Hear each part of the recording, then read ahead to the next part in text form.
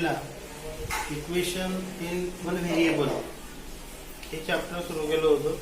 म्हणजे एक चलातील समीकरण आणि त्या एक चलातील समीकरण जे होते त्यामध्ये आपण काही एक्झाम्पल बघितले की इक्वेशन कसे सॉल्व्ह करायचे.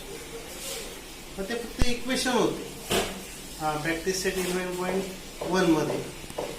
आता इक्वेशनच आपल्याला सॉल्व्ह करायचे पण ते वर्ड प्रॉब्लेम मध्ये. म्हणजे एखादं तुम्हाला शाब्दिक गणित दिलं असेल. वर्ड प्रॉब्लेम म्हणजे काय? शाब्दिक गणित. तर जर एखादं गणित तुम्हाला दिलं असेल, शाब्दिक गणित दिलं असेल, तर त्या दिलेल्या शाब्दिक गणितावरून काय करायचं, त्याचं इक्वेशन तयार करायचं. आणि नेहमीप्रमाणे आपण 11.1 मध्ये जसे आपण इक्वेशन सॉल्व्ह केले तसेच इक्वेशन आपल्याला 11.12 मध्ये सोडवायचे. म्हणजे काय करायचं, आता आपल्याला वर्ड प्रॉब्लेम बघायचे. वर्ड प्रॉब्लेम दिलेला असेल त्या वर्ड प्रॉब्लेमचं आपण इक्वेशन तयार करायचं. त्या काय कंडिशन दिल्या आहे वर्ड प्रॉब्लेम मध्ये त्याच्यावरून आपण काय करायचं, इक्वेशन तयार करायचं आणि ते सॉल्व्ह करायचं. मग आता ते कसे एक्झाम्पल आहे ते आता आपण बघूया. प्रॅक्टिस सेट 11.12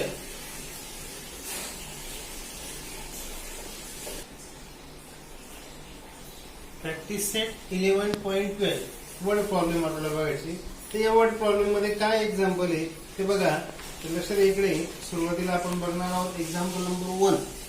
आता एक्झाम्पल जे आहे ते वर्ड प्रॉब्लेम मध्ये आहे. ते मी या ठिकाणी लिहित नाही, फक्त वाचतो. बघा, mother's age. Example number 1, mother's age. Mother is 25 years old than her son. म्हणजे आई ही तिच्या मुलापेक्षा 25 वर्षांनी मोठी. Find son age. मुलाचं वय शोधा. इफ आफ्टर 8 years 8 वर्षानंतर ratio of son's age to mother age will be 4/9.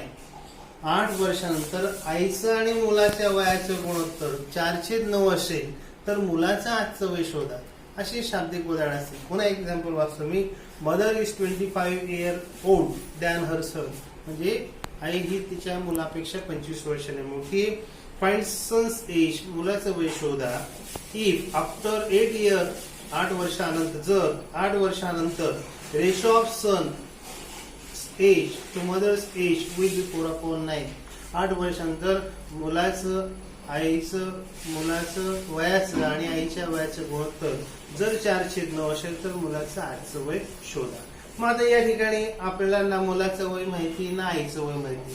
Condition ज्या दिल्या आहेत वर्ड प्रॉब्लेम मध्ये त्या कंडिशनच्या आधारे आपण एक्झाम्पल सॉल्व्ह करूया. आता काय म्हटलंय, आई ही मुलापेक्षा 25 वर्षांनी मोठी. मग मुलाचं वय आपल्याला माहिती का? नाही. मग मुलाचं वय आपण एक्स मानू. सन्स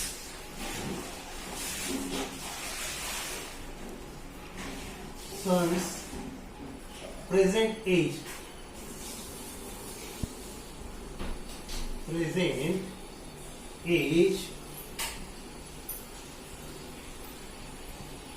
बी एक्स इयर. म्हणजे मुलाचं आजचं वय आपण एक्स मानू. मग मदर्स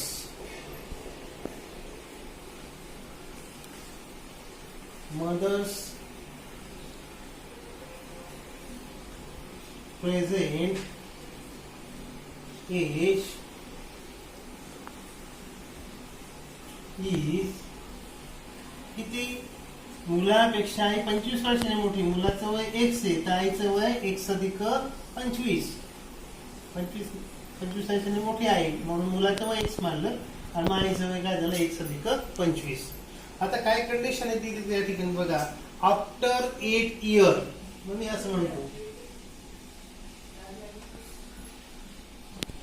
आफ्टर 8 years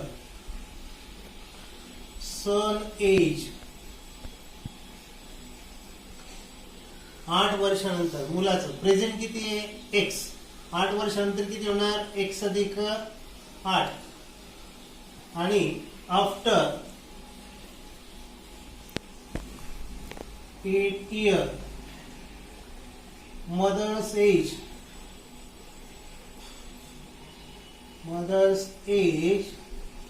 आता आईचं काय प्रेझेंट एज?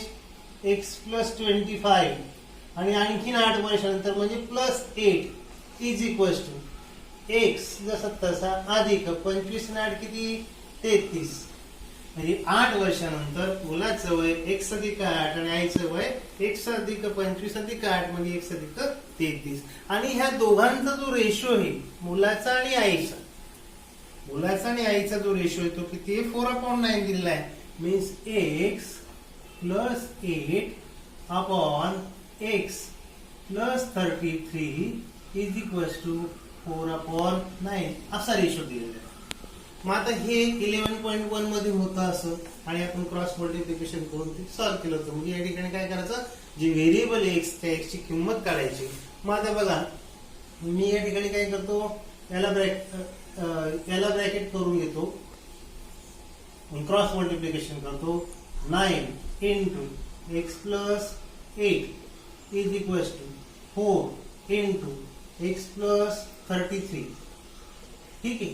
9ने तितकंच गुणाकार केला, 9 या ब्रॅकेटला आणि 4 या ब्रॅकेटला.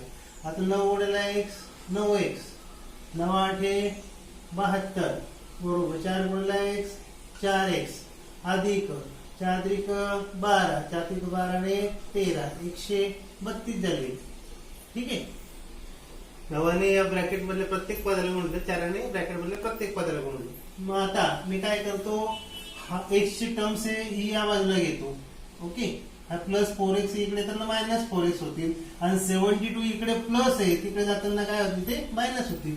म्हणजे 9x 5x 4x इकडे घेतले ते मायनस झाले, इथे कसे होते +4x इक्वल्स यांच्या या बाजूला घेतले ते -4x झाले. इज इक्वल टू हे 132. ठीक आहे. आणि 72 इकडे प्लस आहे तिकडे मी घेतले ते काय झाले मायनस झाले. मग आता 9 - 4x किती आले 5x बरोबर 2 2 गेला 0 3 7 जात नाही 13 मधून 7 गेले 6 13 या ठिकाणी जर आपण वजाबाकी केली 2 2 गेले 0 3 7 जात नाही चलला 1 13 झाले 13 मधून 7 गेले उरले किती 6 13 7 आणि 3 10 3 13. मग आता x बरोबर परत हे 60 5 कसे गुणिला x ला तर इकडे काय केले मी भागीला आणले भाग दिला 5 1 5 आणि 5 दुणे 10 x बरोबर किती आले 12. आता आपल्याला वय कोणाचं विचारलंय क्वेश्चन मध्ये फाइंड सन एज मुलाचं विचारले. मग सन्स प्रेझेंट एज किती आहे प्रेझेंट एज x आणि त्यातील एक्सची गोष्ट किती काढली आपण 12 इयर 12 वर्ष. मुलाचं वय किती आहे 12 वर्ष. म्हणजे जे काय वर्ड प्रॉब्लेम दिला असेल त्या वर्ड प्रॉब्लेम वरून स्टेटमेंट करायची, इक्वेशन प्रिपेअर करायचं, इक्वेशन तयार केल्यानंतर ते सॉल्व्ह करायचं. जसं आपण 11. इथपर्यंत आपण इथून जे एक्झाम्पल होते हे आपण 11.1 मध्ये सॉल्व्ह केलेले आहेत. तसेच आपण 11.12 मध्ये पण सॉल्व्ह करणार आहे. फक्त काय आहे की वर्ड प्रॉब्लेम मध्ये इक्वेशन तयार करायचे. जसं आता या ठिकाणी मी इक्वेशन तयार केलं, क्रॉस मल्टिप्लिकेशन करून ते सॉल्व्ह केलं आणि एक्सची किंमत काढली. अजून आपण एक्झाम्पल बघूया. Example number 3. आता बघा एक्झाम्पल नंबर 3 जो आहे त्या एक्झाम्पल नंबर 3 मध्ये काय क्वेश्चन आहे बघा तो आपण बघू. या ठिकाणी the ratio of weight of copper and zinc in bronze is 13.13:7. म्हणजे ब्रॉन्झ जे धातू आहे संमिश्र आहे, ब्रॉन्झ जे संमिश्र आहे यामध्ये कॉपर आणि झिंक याचा रेशो किती आहे 13:7 आहे. ब्रॉन्झ जे संमिश्र आहे त्या ब्रॉन्झ म्हणजे संमिश्र म्हणजे काय दोन धातूंचं मिश्रण. मग त्याच्यामध्ये कॉपर आहे आणि झिंक आहे आणि त्यांचं प्रमाण आहे कॉपर आणि झिंकचं प्रमाण 13:7 दिलंय.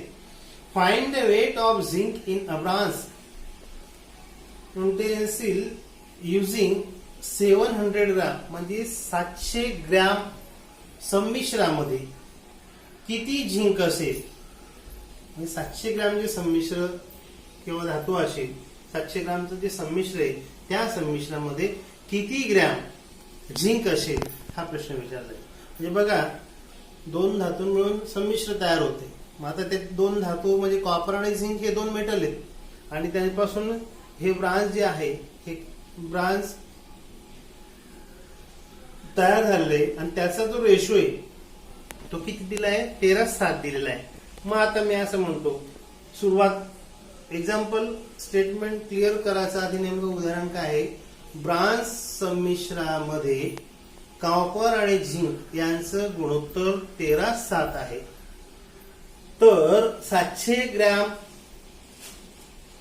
संमिश्रामध्ये किती ग्राम झिंक असेल हा त्याचा अर्थ. मग आता याच्यावरून आपण आता स्टेटमेंट तयार करू. Let's common multiple be x. Let common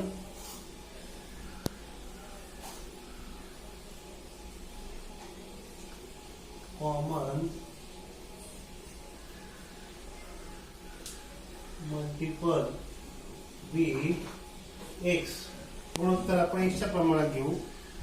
आता झिंक काय कॉपर अँड झिंक म्हणजे कॉपर किती 13.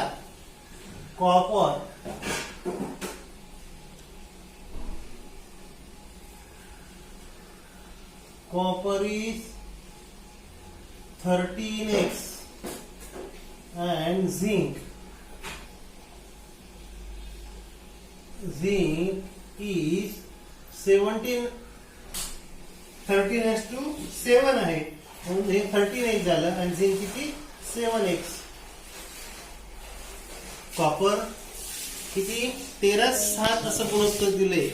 कॉपर आणि झिंकचं गुणोत्तर किती दिले 13:7 म्हणून कॉमन मल्टिपल मध्ये एक घेतल्यानंतर कॉपर किती झालं 13x आणि झिंक किती झालं 7x. मग आता दोघं मिळून ते संमिश्र तयार झाले म्हणजे 13x plus 7x is equal to किती ग्रॅम आहे ते. तर आपला 700 ग्रॅम जे संमिश्र आहे 700 ग्रॅम त्याच्यामधलं काढायचं. हे करायचं काय झालं तुमचं इक्वेशनच तयार झालं. 700 ग्रॅम मध्ये या प्रमाणामध्ये कॉपर आणि झिंक आहे त्याच्यावरून आपल्याला झिंकचं प्रमाण काढायचं. झिंक किती ते काढायचं 700 ग्रॅम संमिश्र. मग आता हे इक्वेशनच तयार झालं. आता हे सेम टर्म्स 13x अधिक 7x यांची ऍडिशन करून टाकू. 13:7 20x बरोबर 700 आणि x बरोबर हे 700. हे 20 जे आहेत ते x ला गुणिले आहेत ते इकडे आपण काय करू बाजूला घेऊन टाकू. हे 0 कट केले मग x बरोबर 70/2. x बरोबर 2 6 2 10. x बरोबर किती आले 35. x ची किंमत 35 आली. तर आपल्याला काय विचारलंय weight of zinc in branch.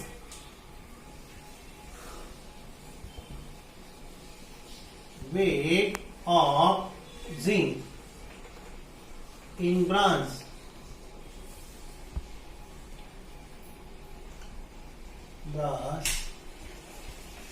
is किती आहे 7x. Therefore 7 into value of x. आता इथे आपण काढली 35. मग त्याचा गुणाकार 7×5 35 5×4 3 7×3 21 21 आणि 3 24 245. तर 245 हे काय झालं ग्राम झालं. मग याच्यामध्ये आपण काय केलं बघा कॉपर आणि झिंकचा रेशो दिला होता 13:7. तो कॉमन मल्टिपल मध्ये x घेतला 13x 7x. आता हे दोघं मिळून ते ब्रांच संमिश्र तयार झालंय म्हणून दोघांची ऍडिशन 700 ग्रॅम मध्ये आपल्याला काढायचंय किती झिंक असेल. तर मग ते सॉल्व्ह केल्यानंतर आपल्याला x ची किंमत मिळाली. वेट ऑफ झिंक विचारले तर आपण वेट ऑफ झिंक किती आहे 7x म्हणून 7 into व्हॅल्यू ऑफ x किती काढली आपण 35. ती आली 245. म्हणजे 700 ग्रॅम मध्ये 245 ग्रॅम कोणाचं वजन असेल झिंकचं वजन असेल. जर तुम्हाला कॉपरचं विचारलं तर 13x 13 into 35 करायचे ते तुम्हाला कॉपरचं वेट भेटेल. पण या ठिकाणी आपल्याला काय विचारलंय झिंकचं आहे म्हणून आपण झिंकचंच काढलं. कॉपरचं जर विचारलं असतं तर 13x घेतले असते आपण इथे 13 into x. x ची किंमत किती 35 घेतली असती. किंवा आता या ठिकाणी 700 ग्रॅम ब्रांच मध्ये 245 ग्राम वेट जे आहे ते कोणाचं आहे झिंकचं आहे. तो उरलेलं कोणाचं असेल 700 मधून जर आपण 245 मायनस केले तर बाकीचं जे येणार ते काय येणार कॉपर येणार. ठीक आहे. अजून आपण एक्झाम्पल घेऊ. आता एक्झाम्पल नंबर 5 वर्ड प्रॉब्लेम काय. इन 2 डिजिट नंबर, एक 2 अंकी संख्या, digit at 10 place is twice the digit at unit place. एकक स्थानच्या अंकापेक्षा दशक स्थानचा अंक कसा आहे, ट्वाइस आहे. बघा, इन अ 2 डिजिट नंबर, 2 अंकी संख्यामध्ये digit at 10 place is twice, म्हणजे दशक स्थानचा अंक कसा आहे, ट्वाइस आहे. That of than the unit place. एकक स्थानापेक्षा दशक स्थानचा अंक कसा आहे, ट्वाइस आहे. If the number obtain by interchanging the digit, अंकांची आदला बदल करून, म्हणजे एकक स्थानचा अंक दशक स्थानला, दशक स्थानचा अंक एकक स्थानला, अशा अंकांची बदली करून is added to the original number, जो मूळ नंबर आहे त्याच्यामध्ये जर आपण अशा अंकांची आदला बदल करून जो काय अंक तयार होईल तो मूळ अंकामध्ये जर आपण मिळवला, द सम इज 66, तर त्या दोघांची बेरीज किती येते, 66 येते. तर फाइंड द नंबर, तर ती संख्या शोधा. आता बघा, युनिट प्लेस नंबर, आता 2 अंकी संख्या आहे म्हणून आपण 2 अंकी संख्या कशी लिहितो आपण, समजा एखादी संख्या घेतली 25, हा नंबर झाला तुमचा युनिट प्लेसचा, हा नंबर झाला 10 प्लेसचा. मग मी आता असं म्हणतो, unit place number is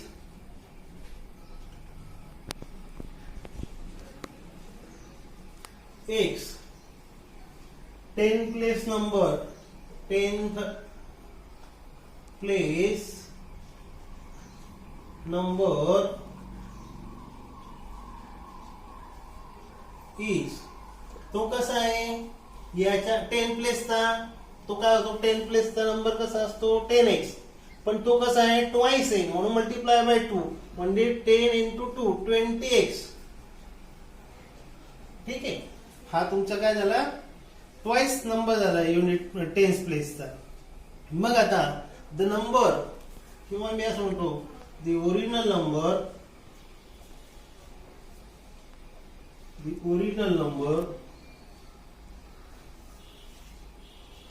the original 2 digit number, 2 digit number, आता 10 प्लेसचा काय 20x आणि युनिट प्लेसचा किती plus x, that is 21x.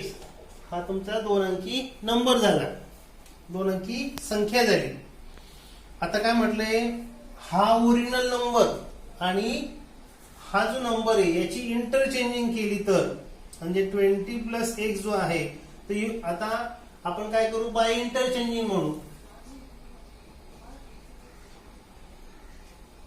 By interchanging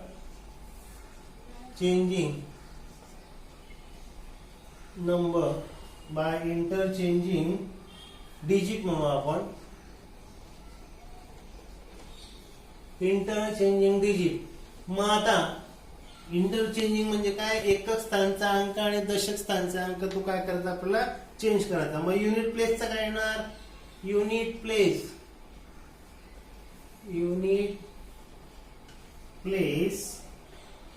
is equal to, हा इथे झाला 2x, त्याच्यानंतर 10 place, 10th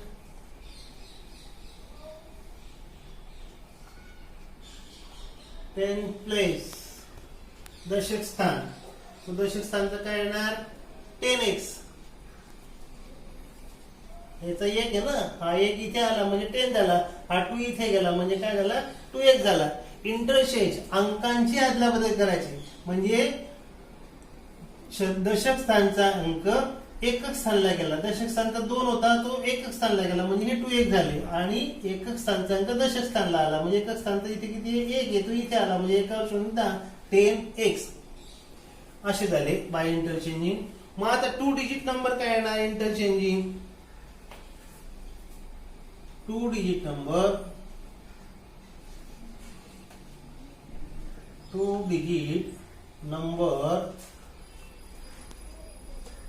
is equal to 10 place किती आहे 10x, प्लस युनिट प्लेसचा किती आहे 2x, बाकी झाला दॅट इज 10 प्लस 2 12x. हा ओरिजिनल नंबर आणि हा इंटरचेंजिंग करून मिळालेला डिजिट इंटरचेंजिंग करून मिळालेला हा नंबर 12x. आता काय म्हटलंय बघा, if the number obtain by interchanging हा digit is added to original मध्ये मिळवला तर, म्हणजे हे दोघांची जर आपण बेरीज केली म्हणजे 21x plus 12x is equals to दोघांची ओरिजिनल संख्या आणि अंकांच्या अदलाबदल करून मिळालेली संख्या दोघांची जर बेरीज केली तर ती काय म्हटली त्यांनी, सम इज 66 66. आता यांची बेरीज 21x अधिक 12x 1 आणि 2 3 2 आणि 1 3 3 1 33x बरोबर 66. मग x बरोबर 66 33 गुणिले आहे इकडे भागीला आले 33 1 33 33 गुणे 66 x बरोबर 2. x ची किंमत काय काढली आता आपण या ठिकाणी 2. आता काय म्हटलं त्यांनी शेवटी फाइंड अ नंबर, म्हणजे हा ओरिजिनल नंबर काढायचा आहे. therefore original number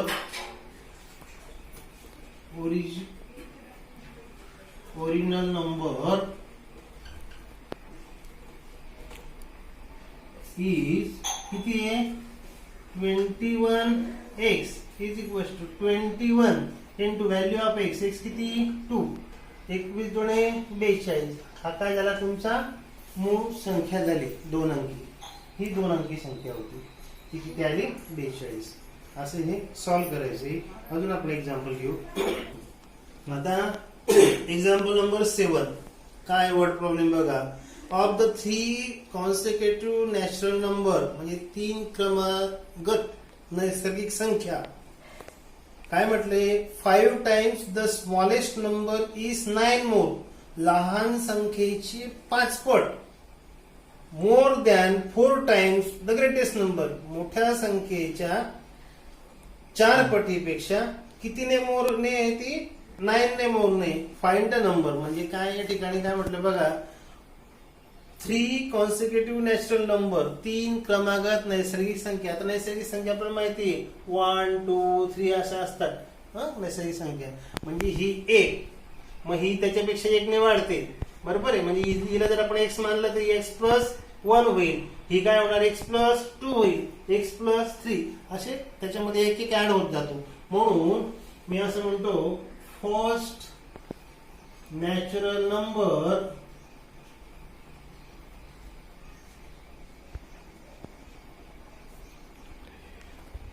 x, second natural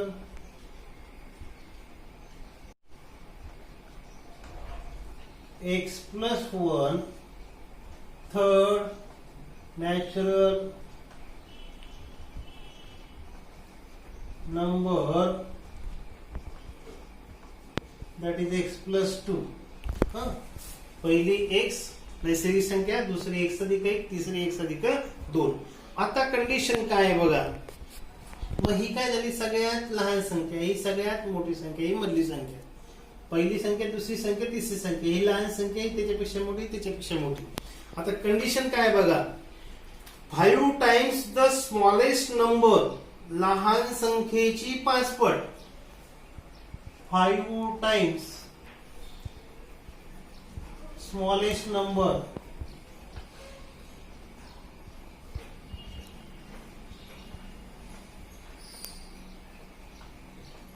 smallest number काय आहे x.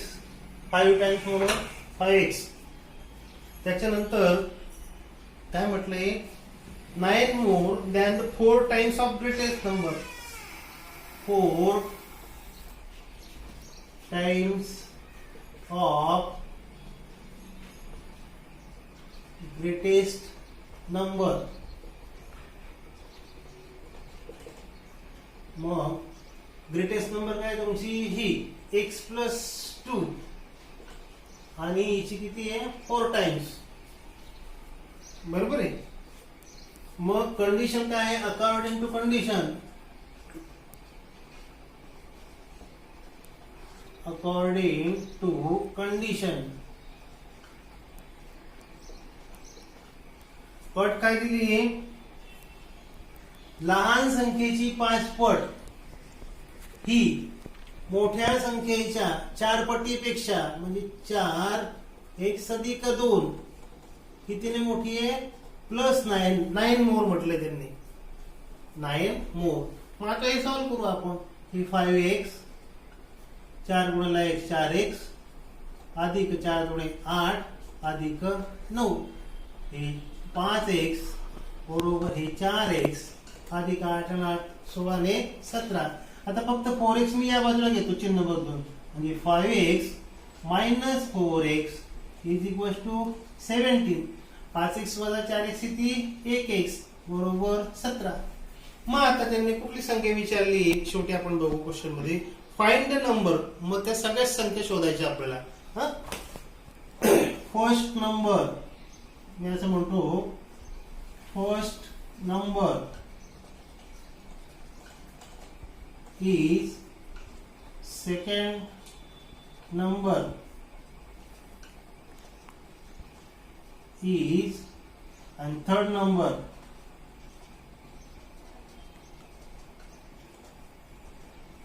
फर्स्ट किती आहे x, सेकंड किती आहे x प्लस 1, थर्ड किती आहे x plus 2.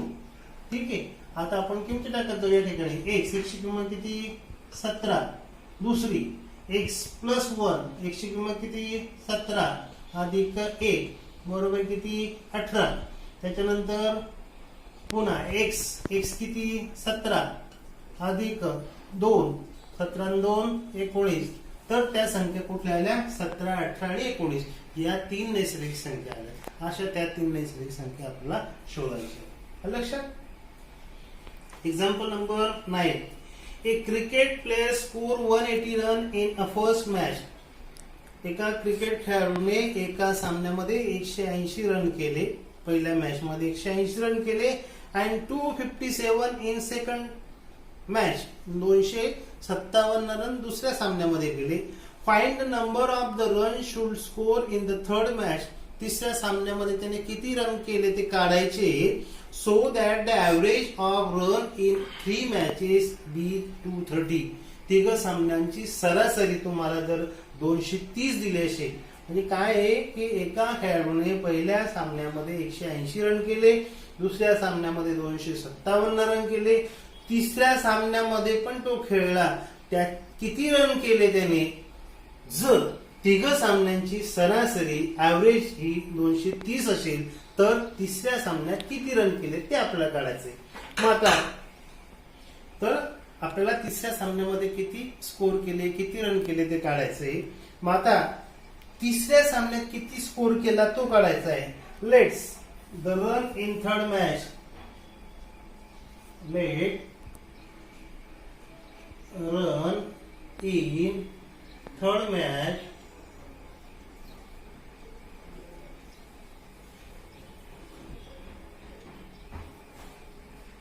Match be x. तिसऱ्या सामन्यातले रन आपण काय म्हणू, एक्स म्हणू. आता पहिल्या सामन्यात किती रन केले 180, दुसऱ्या सामन्यात किती केले 257, तिसऱ्या सामन्यात किती केले एक्स, आणि ह्या तिघ सामन्यांचे ऍव्हरेज म्हणजे 1 2 3/3 इज इक्वल टू किती दिले 230 दिलेले. 230 हे ऍव्हरेज दिले. सरासरी अशीच काढतो ना, तिघ सामन्यांचे रन भागीला 3 आणि बरोबर तुमची सरासरी येते. आता इथे सरासरी दिली, मग याच्यावर आपल्याला काय करायचं आहे, तिसऱ्या सामन्यातला स्कोर काढायचा आहे. मग मी आता काय करतो, आता बघा हे 3 इकडे भागीला आहे, इकडे गुणेला करून घेतो. म्हणजे 180 अधिक 257 अधिक x बरोबर 230 गुणेला 3 भागीला होते, इकडे गुणेला घेतले. आता इथे अंकांची बेरीज करून टाकेल मी. 7 × 7 5 आणि 8 13 चला 1 3 आणि 1 4 437 अधिक x बरोबर. आता यांचा गुणाकार 3 0 0 3 त्रिक 9 3 दोणे 6. आता आपल्याला x ची किंमत काढायची म्हणून 437 काय करू आपण, इकडे अधिक आहे ते इकडे जाताना वजा होतील, इथे फक्त उरेल तुमचा x बरोबर 690 वजा 437. 437 अधिक होते, या बाजूला घेतले ते वजा झाले. मग आता बघा 690 वजा 437. शून्यातनं 7 दात नॅचरल आहे, 10तनं 7 गेले 3, 9तनं 4 गेले 5, ठीक आहे, आणि 6तनं 4 गेले 2, 253. बघा चलाला 1, 10तनं 7 गेले 3, 9तनं 4 गेले 5, 7तनं 4 गेले 2. मग x is equals to 253. 253 run त्याने काय केलंय, स्कोर केले. कुठल्या सामन्यामध्ये, तिसऱ्या सामन्यामध्ये. मग number of run in third match,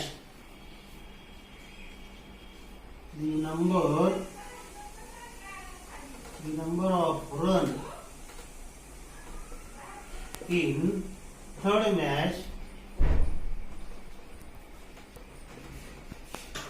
is, तिसऱ्या सामन्यातले रन किती आले, 253. तर बघा उदाहरण काय होतं, एकदम सोपं होतं उदाहरण, की एका सामन्यामध्ये एका खेळाडूने 180 रन केले, दुसऱ्या मॅच मध्ये 257 रन केले, तिसऱ्यामध्ये किती केले ते माहित नव्हते, पण तिघ सामन्यांची सरासरी ही 230 रन होती. म्हणून काय केलं आपण, तिसऱ्या सामन्यातले रन जे आहे ते आपण x मानले. आता तिघांची बेरीज 3 बरोबर सरासरी, हे आपला ऍव्हरेजचा फॉर्म्युला आहे.